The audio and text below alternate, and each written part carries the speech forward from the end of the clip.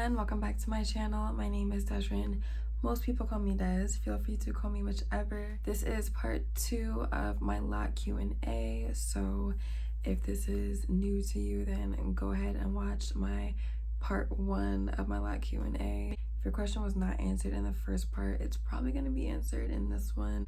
The very first question that I want to get started with is, how many LOCs do I have? I have 55 LOCs. I think that's what I counted when I first did this set. It was 55 and nothing has changed. I didn't have to split any. I didn't have to do anything crazy or combine. So 55 is my LOC count for those that are wondering. Second question, what are my thoughts on LOCs being called Locs versus dreads? I could probably make a whole video on how I feel about this and really going into it, but I prefer LOCs. I prefer people calling my hair LOCs. I don't refer to my own personal hair as dreads. I have a few reasons why, but the main reason why is because in America, at least, dreads have this negative connotation to it. Dreads is pretty much short for like dreadful, or I know people would be like, well, it's short for dreadlocks. Yes, but when you think of dreads, you think of dreadful. At least I do.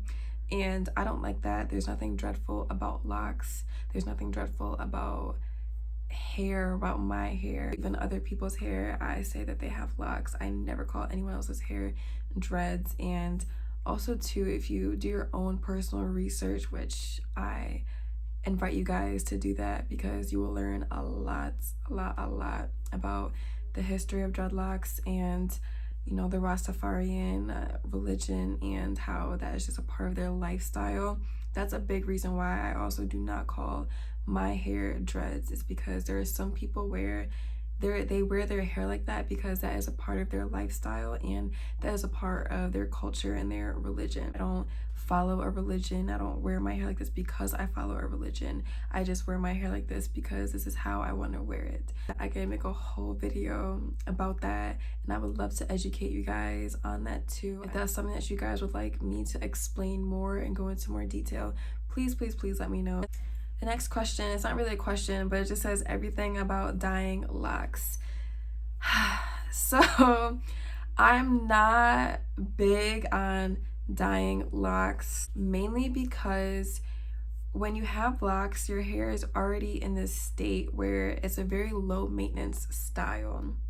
Yes, it's high maintenance for some because they choose to make it that way, but for the most part, it's a low maintenance style, and that means a lot of people don't necessarily take care of their hair like they should. So dyeing it just kind of adds on to that, and it can dry your hair out. And we don't want damaged locks. We don't want locks that are falling out.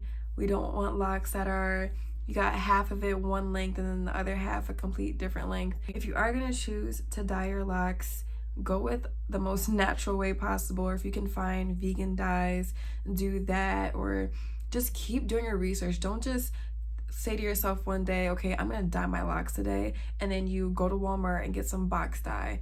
Don't do that. Just don't do that. Also, other alternatives too, like hair wax, which I've seen people with locks use, but you want to be careful if you're going to use that as well. Make sure that you're actually detoxing your hair when you wash it the next time, because that stuff will get stuck in your locks. Next question.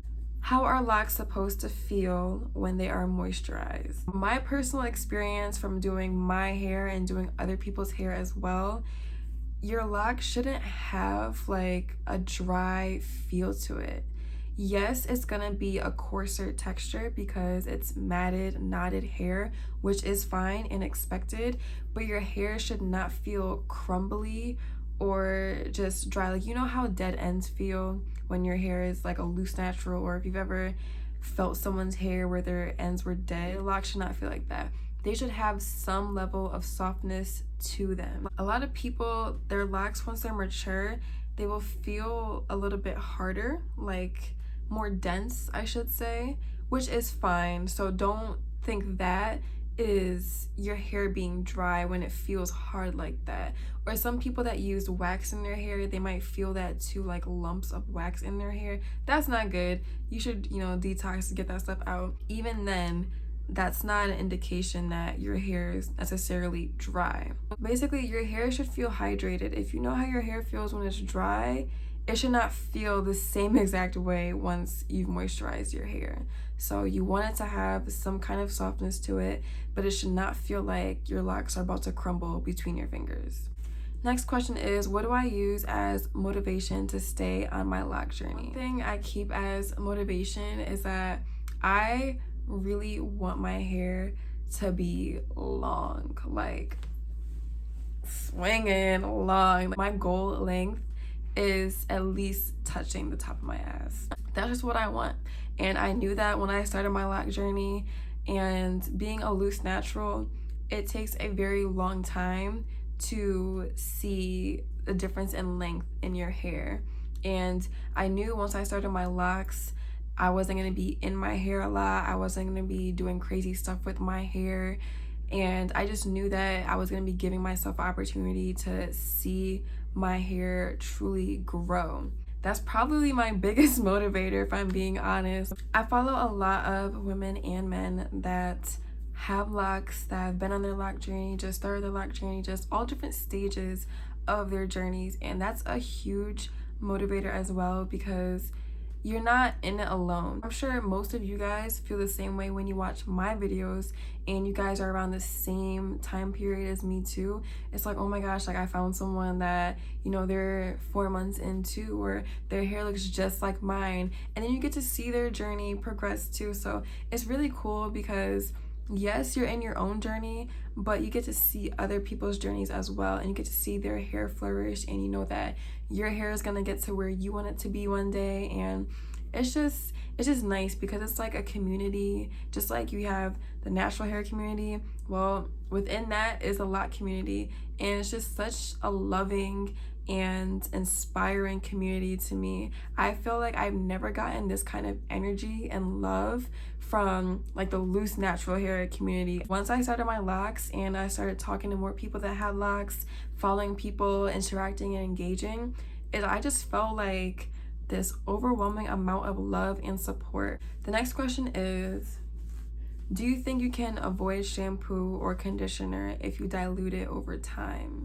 I don't really know how to answer this question, if I'm being very honest, because I don't know. Honestly, no, I don't think it's good to avoid shampoo, period. Period! Period! Period! Period! Period! Period! Conditioner, yes, I would avoid that. I do avoid that. But shampoo, definitely not, because I just don't see how else you can keep your hair clean. That's a big thing with locks, is because they already attract lint and dirt so much easier.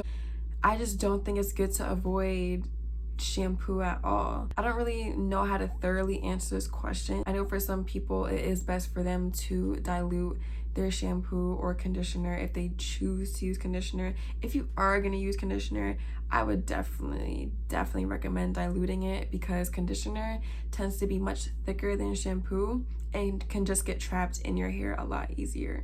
But if someone else can answer that, maybe it's just not clicking to me right now, but if someone else can answer that question better than I can, please feel free to do so in the comments. The next question is, any advice on dry, itchy scalp and locks? Dry, itchy, flaky scalp and locks. I would just look into your moisturizing routine for sure, and also look into the products that you're using and the ingredients that you're using.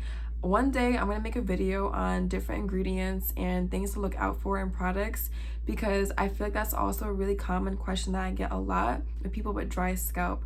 I've personally never had any issues with dry scalp. I am probably not the best person to ask, but my advice is look into what you're using, and also look into your moisturizing routine. How often are you oiling your scalp? How often are you moisturizing your hair in general? Some people just have dry scalp.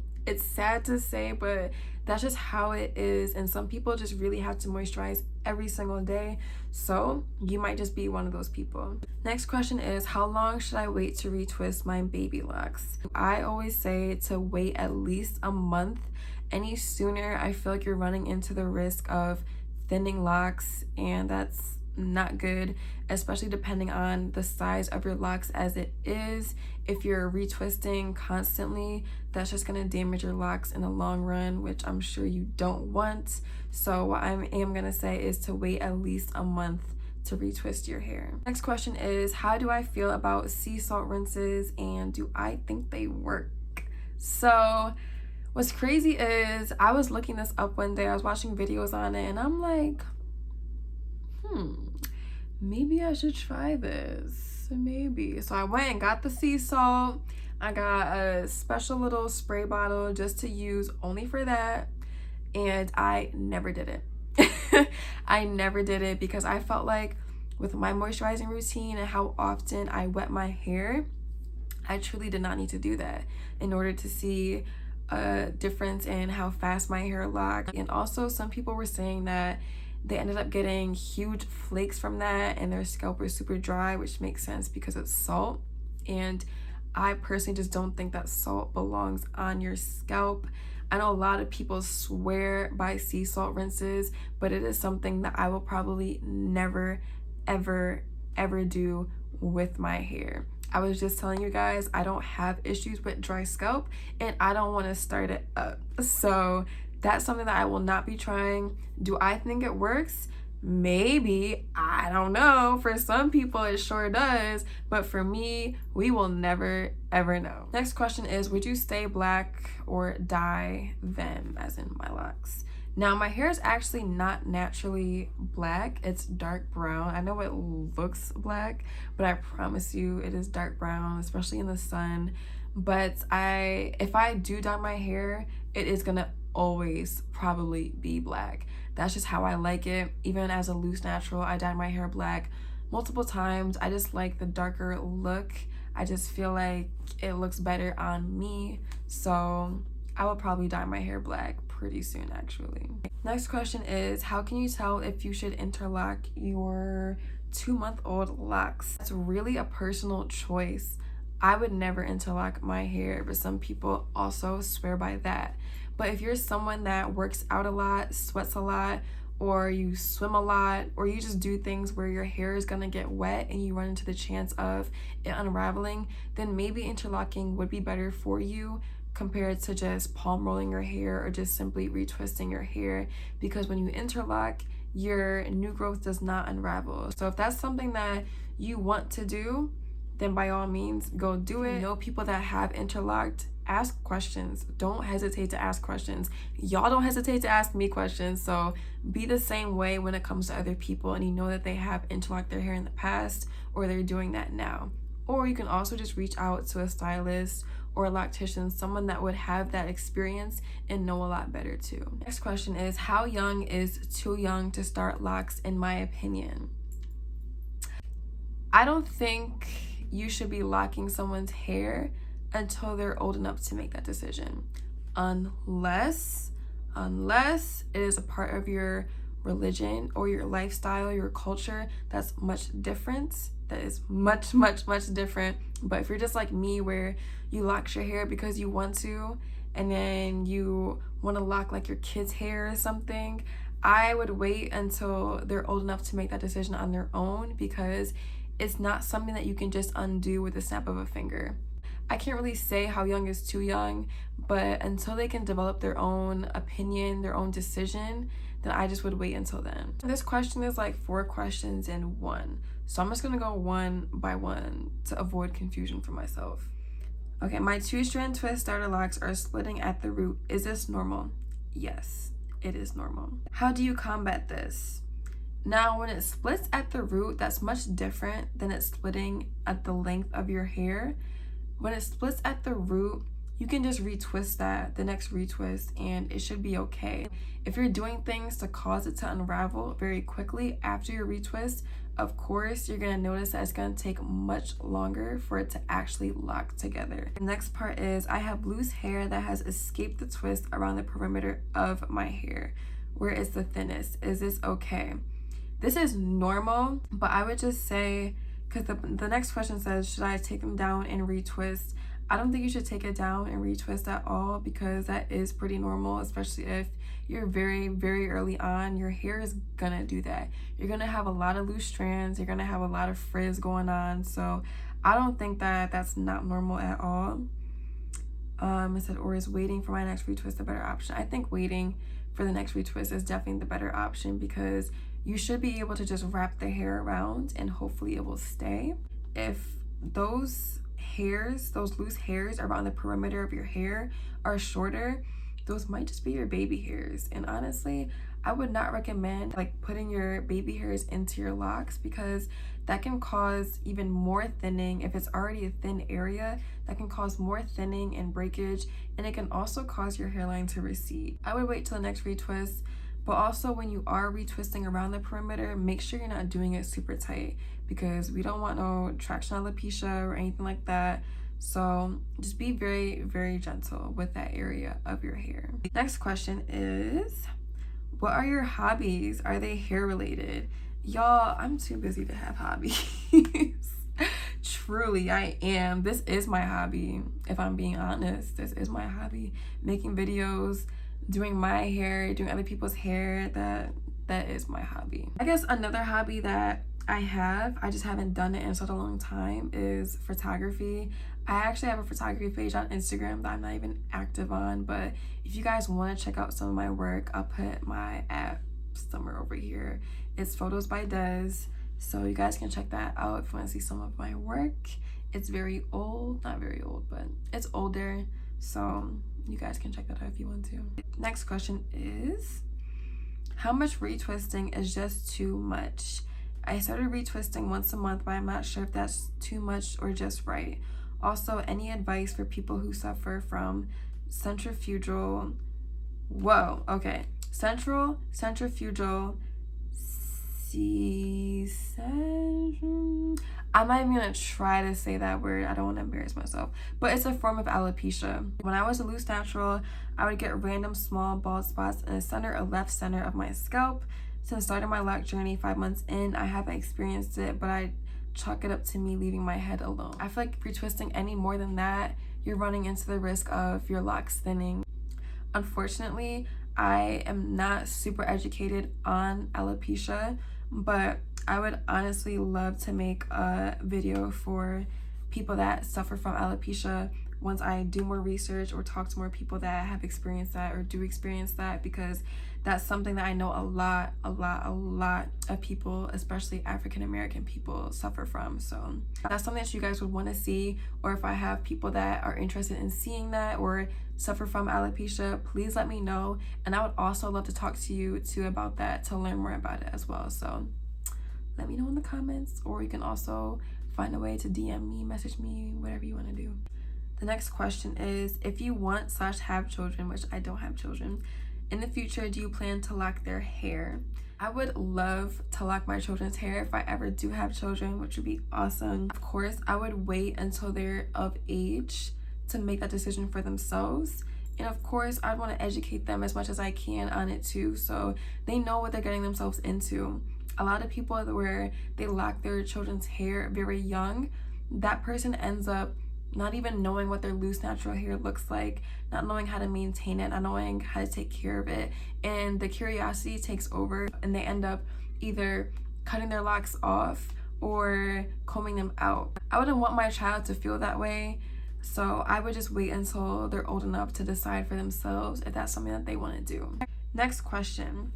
Why aren't my retwists lasting? That could be a number of things. That could be the products that you're using. Are they strong enough? When I say strong enough, I don't mean are they super thick, are they super heavy, but is it enough to hold your hair, and are you using enough to hold your hair? Not saying that you should be using like a glob to retwist your hair with, but Using like this much is not gonna do anything. And also, how active are you? Are you sweating a lot? Are you getting your hair wet a lot? Are you keeping it wrapped up at night? These are all questions that you should ask yourself. And if you guys have any other advice, or if you guys have any other thoughts on why this person's retwists aren't lasting, please feel free to comment below, because there are so many different factors and reasons why they could not be lasting. So make sure that you're keeping your hair wrapped up. Make sure that your whatever products you're using in your hair to retwist, make sure that it's actually gonna last in your hair and it's gonna hold your hair. The next question is rose water just some hype? A lot of people think it is, but me personally, I don't. I feel like my hair not only smells better, but my hair feels more moisturized and it feels a lot more softer when I use rose water.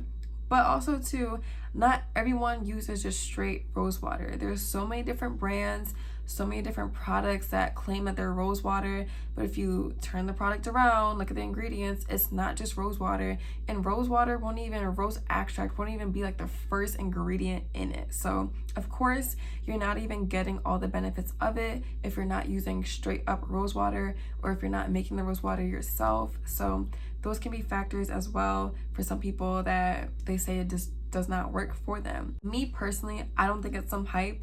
That's all I use to moisturize my hair, along with the oil to seal it in. I've never felt like regular water kept my hair as soft and moisturized as long as rose water has. When your hair gets shoulder length, will you retwist monthly or wait longer? If longer, how long? Now, when my hair gets longer and it matures more, it's gonna be much heavier. So I'm not even sure if I'll even have to retwist as often as I do, which is really only once a month for the most part.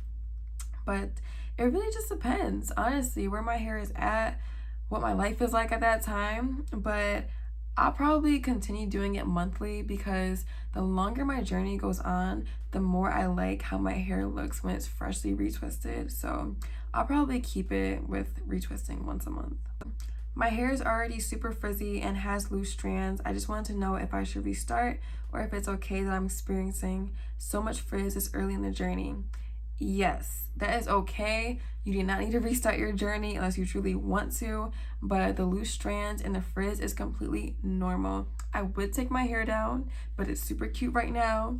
And I would show y'all some of my locks have loose strands with them. They have strands that are just coming out, not wanting to go in. It's completely normal. I'm only about 4 months in as it is. Your hair, it takes a very long time to mature. And it's gonna take a very long time for all of the hairs to compact and mat together. You need the frizz in order for your hair to lock. So that's not something that you should be concerned about whatsoever. Next question. Would you ever consider going freeform? No. If y'all don't know, you should by now. I am tender-headed as hell, and I just personally think that if I were to freeform, it would be extremely painful for me, because even now when my hair starts to marry together at the roots, or just wants to combine on its own, that is extremely painful for me, and I don't like it. Even when just a couple of strands are not in the right lock, that is painful for me. So I just personally don't think that freeforming would be something that has ever been in the cards for me, will never be in the cards for me. So no.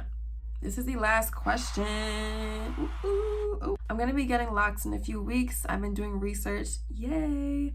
But do you think it's better to use a locking gel or the aloe vera gel for a beginner stage at least? Even though it says that it's a locking gel, the gel itself is not gonna make your hair lock any faster. And it's not gonna lock your hair just because you're using it. Even like at the beginning stage, I'm sure you know that, but I just want to make it clear that just because it's called a locking gel doesn't mean that it's gonna do something spectacular. If anything, it's gonna have more chemicals, more things in it, more ingredients in it that are bad for your hair and are gonna cause more buildup in your hair. No matter what, if you use any kind of product in your hair, it's gonna amount to some kind of buildup. But we want to get the least amount of buildup as possible. So if you're someone that does not want any buildup or minimal buildup, you're gonna want to go with water and oil. Would I recommend that to start your locks? Probably not, because you want your hair to stay in whatever method you choose to do. So I'm gonna say aloe vera gel with this one. That's what I use on my locks now. I've used a locking gel, I've used a locking cream in the past, and I've used aloe vera gel. That's what I use now. No matter what, over time, your hair is gonna lock. You don't need a product in order for your hair to lock. I hope I answered all these questions thoroughly. It is difficult sometimes to respond to all of your comments. I do live a busy life, so please do not think that I am ignoring you guys ever. That is not the case. I see all of your comments. I see all the positivity.